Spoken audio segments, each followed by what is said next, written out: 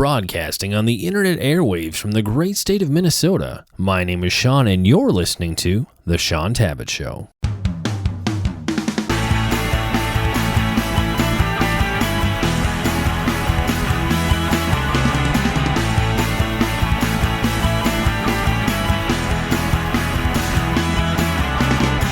Today, my special guest is David Britton, and we're talking about his new Christmas album titled, of all things, Christmas. Who would have thought?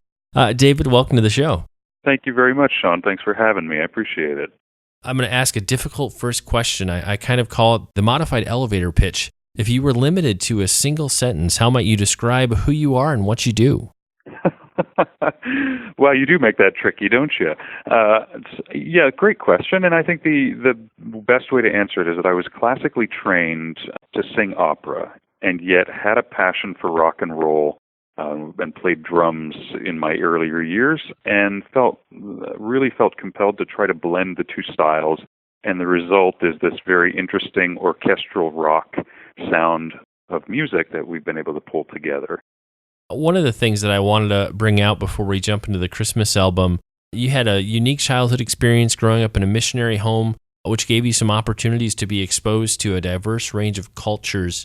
Would be curious to hear about how that impacted you creatively, how that's impacted your music. How did that steer your direction for where you went? Sure. I was born to missionary parents. My folks were both lifelong missionaries with Christian radio. And so I was born with my two siblings on a little island in the Caribbean. It was actually a Dutch colony island called Bonaire, which is, you've probably all heard of Aruba and Curacao, and Bonaire is the third of the ABC Islands. So I was born there. And the musical influences there was a lot of the reggae style and a lot of other very rhythmic styles of music. Of course, I grew up in the home singing a lot of the traditional hymns and other things. When I was 12, my folks were transferred to Europe, and so then I started to get an exposure to the classical art forms and started playing trumpet and in some of the orchestral things. And that's where I also started to learn about languages and a lot of the other elements that eventually led to a classical operatic career. But as I said earlier, I've always had this penchant for this, rock and roll side of things, which I think is born out of the rhythms of the island I grew up on. And so that has really allowed, it's just the exposure to a lot of diverse styles has intrigued me, and trying to figure out how to bring them together has really been a great exercise of late. Well, one of the things that I think is always interesting about a Christmas album is talking to a number of artists through the years.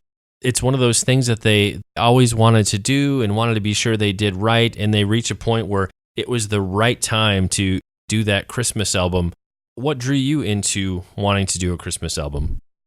Yeah, again, I think it was a culmination of a number of different things. First of all, my family members and friends had heard me sing Christmassy things, and so that was one reason to do it, was just to satisfy them. But then also, I'm a baritone, and baritones in the pop world are a little bit unique, where you don't hear very many baritones singing popular music these days. Everybody wants to hear tenors, or at least that's the way it seems to have gone.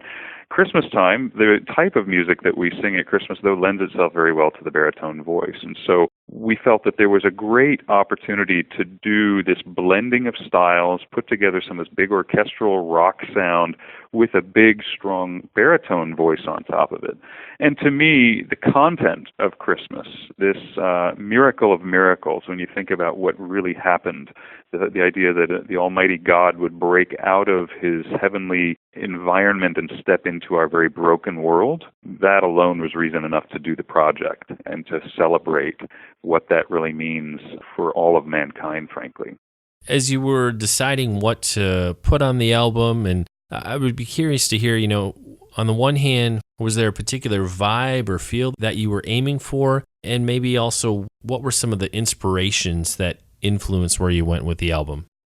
The first one was we wanted to make sure we balanced some of the great classics, the songs that people expect to hear at this time of year, things like O Holy Night, right? Some of the big carols that have been done. And those also lend themselves to the big, what we call the legit voice, right? The big legitimate classical training on the vocal side. At the same time, wanted to influence them with a modern take. And so a lot of the musical influences are things like Coldplay and U2 and others. then at the same time on this same project, we said, you know what, let's not forget those warm, cozy classics that people want to listen to when they're decorating their tree or doing other things around the home, sitting by the fire. And so we included some of those great American traditional Christmas tunes, Have Yourself a Merry Christmas, you know, chestnuts roasting and so on. So we really wanted to blend those two and make it that it would be something that people found easy to listen to and yet inspiring at the right moments as well. And so we pulled from the pop world for some of that. We pulled from the Celtic sound on things like Wexford Carol. And then we also pulled in from the classical realm the legitimate big sounds that we wanted to have in place, just to round it all out and make it appealing to the listener as well. Yeah, I think with the range of sounds that you have in the album, you really have something there for everybody. I think people are going to be surprised by all the different places you take them. I think you're going to be hard-pressed to find a listener who isn't going to find some song that speaks to that type of music that they really enjoy. I appreciate that. Yeah, that was certainly the intention. We wanted to, and you know, oftentimes people say, well, as a classical singer, they expect to have this big, strange operatic voice on it. I've done a lot just to try to get away from just sounding like an opera singer. You know, I try to make it sound easy to the ear, because sometimes opera, it's, you know, full-blown opera can be a little bit difficult to get used to. Well, with the range of songs on the album, are there any tracks that stand out as your favorite or are particularly meaningful for you? And I understand this is another difficult question, because it's like asking which of your children do you like most if you had to get rid of, you know, 80% of them and can only keep 2. Yeah. This again, I always look, you know, I love the live performance environment, and I always look to the ones that people react to or that they respond to, because it really does come down to what works for people. And I will say that some of the real highlights are the Oh Holy Night always seems to be one that people are drawn to. I think there's just the message of Oh Holy Night, as well as the way we've done the arrangement, has something that just lifts people. And just to see the faces of the folks as they're listening, that's always something that makes it a highlight for me. And then at the opposite extreme is something like Wexford Carol, which surprises people, I think. You know, Wexford Carol is actually the oldest Christmas carol that is still done in modern day. It's a 12th century carol. And I had often done it as a classical piece, and we said, you know what, this thing has a great rhythm to it naturally, so we put a Celtic rock sound to it, and that's always a favorite for the live performance as well. I guess the other one I'd put on there is Whispers, which is an original one that Billy Smiley, who produced the album, and I wrote. And that the reason for that is because it offers a different perspective. There aren't a lot of songs that talk about the whole Christmas event from the angels' perspective. So we called it Whispers / the Angels' Song. And it really talks about what the angels must have felt like as they saw their commander-in-chief putting away his absolute power in heaven and stepping into this very weak, flimsy, fleshy thing called a baby in a manger. And what would those, you know, spiritual warriors, those angels that, you know, the protecting guardian angels, what must they have felt as they saw that happening? And there must have been some conflict in their intentions there. There's something there that appealed to me. So we wrote that song, which I'm very, very happy with as well. Well, and as you think of listeners going all the way through the album, what's your prayer for them? How do you hope that they're encouraged or challenged by what they hear in the album? Yeah, you know, the biggest thing as I look around the world that we all occupy, the world we live in is one that's fraught with a lot of pain and a lot of tension, and just going through the day-to-day can be very difficult for many folks. And so the hope is really that this becomes a tool or an item that gives them a pause in their day, that inspires them to stick it out, that encourages them to keep on going, and that they really might see past the music itself and understand the reason for why we celebrate Christmas. And that there is a peace, no matter what your circumstances are, that there can be a great peace that's available to them. And that became manifest through this child who is Lord of all creation, and came and suffered on our behalf to experience what we experience. Those are the kinds of things that I hope people will come away with and have perhaps a renewed understanding of that mystery and that great event. Well, and I'll say one of the things that encouraged me about your album and a few of the other Christmas albums I've encountered the last couple of years is it maintains a good balance of, while you're doing some new things and some unique things, it's still reverent. You're still giving Christmas, as I would say, the respect, the honor that it deserves. Yeah, I appreciate that. That was absolutely foremost in our mind because, as I said, this is my favorite time of year, and it's not because of the flashing lights and the tinsel and all of that. It's because of what it means to me personally, how Christ himself came and paid the ultimate penalty for me and for my sins. So that's the reason why we celebrate it at all. And so there is an element of reverence, even though there's fun in the season, and even though there's a great diversity of cultural elements of the music that we've absorbed into this. Absolutely right. There is this element of reverence that I'm glad has come through. I'm glad to have you mention that because that is absolutely the intent. In fact, I tend to be, my producer often says, we've got to get some lighter stuff on the project because I tend to go to the darker side myself. And so we've done that by putting some of the joyful things in, like the joy to the world and more upbeat kind of stuff, but keeping the sincerity of it. Yeah, absolutely. Well, and I know you're busy promoting the Christmas album right now, but I also understand that you have a new album in the works for next year. Can you tell us anything about that?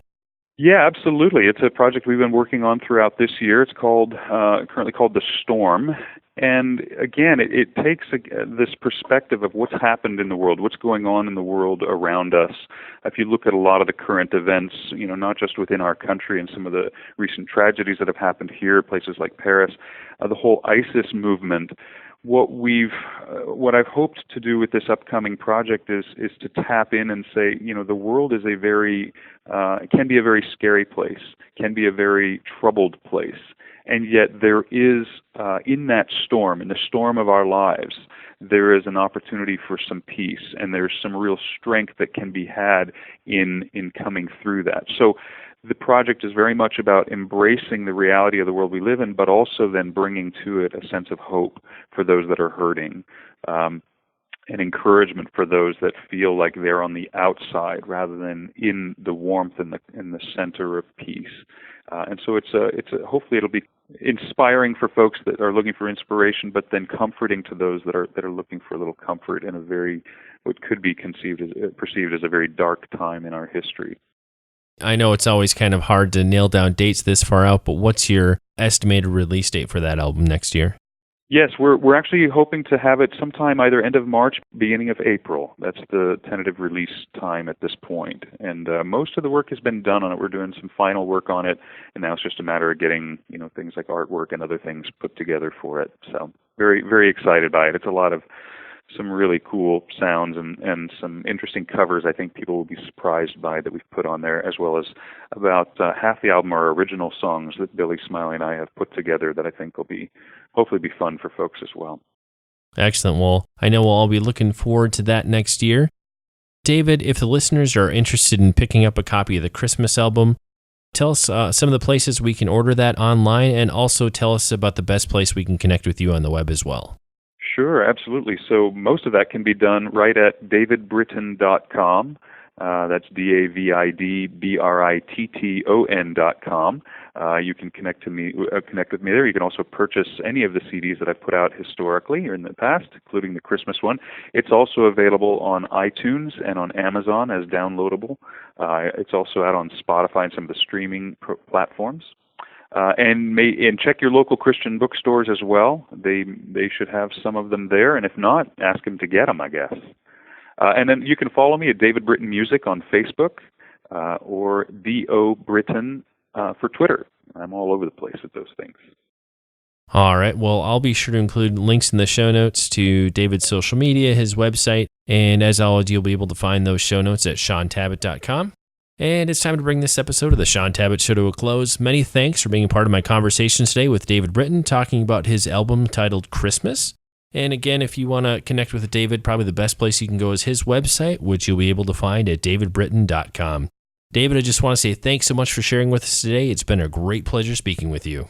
Likewise, Shaun. Thank you so much for having me, and have a Merry Christmas. And that's all for this episode of the Shaun Tabatt Show. If you have a question, comment, or suggestion, you can connect with me via email using show@shauntabatt.com. Be sure to follow me on Twitter, where I go by the Twitter handle @stabatt. And if you enjoy the show, head on over to iTunes and leave us a review. Until next time, this is your host, Shaun Tabatt, signing off.